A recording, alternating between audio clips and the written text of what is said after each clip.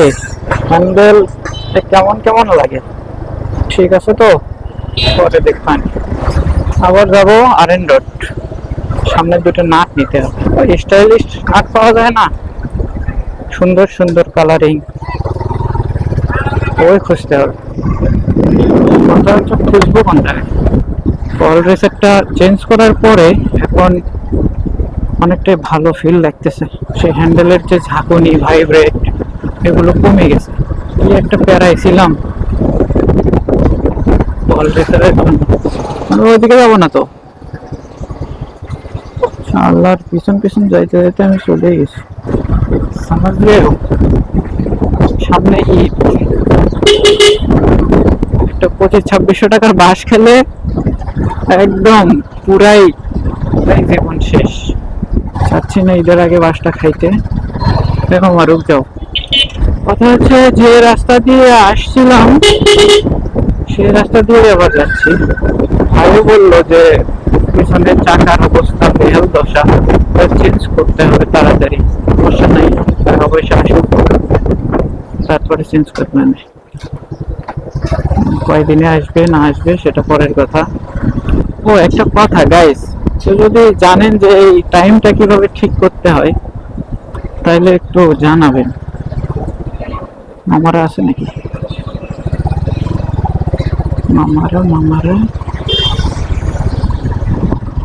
এই আসতে সুন্দর পরিবেশ,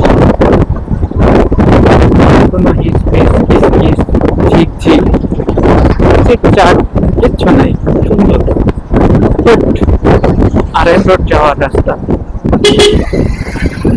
এই রাস্তায় তেমন কোনো জ্যাম জট কিছু থাকে না, কারণ আবাসিক বলা চলে। ভালো জ্যাম হবে হচ্ছে সামনে আরএন রোডে। অনেক জ্যাম দেখলে আমার মাথার মধ্যে কিলিবিলি করে, ভালো লাগে না। সেই জন্য ঢাকা শহর আমার পছন্দ না, আনপছন্দ ঢাকা শহর। জাস্ট কিডিং, খারাপ হতে খোঁজ নেই। খারাপ।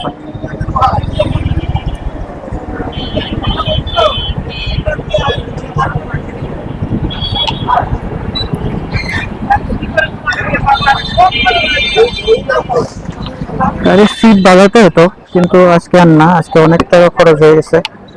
অন্য একদিন দেখবেন।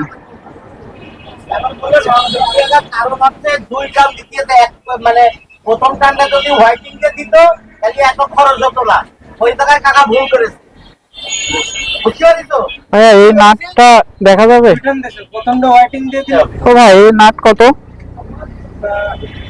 60 টাকা। দেন দেখে একটু দুইটা, কটা দাও? ওই উপরে লাল দুইটা দেন।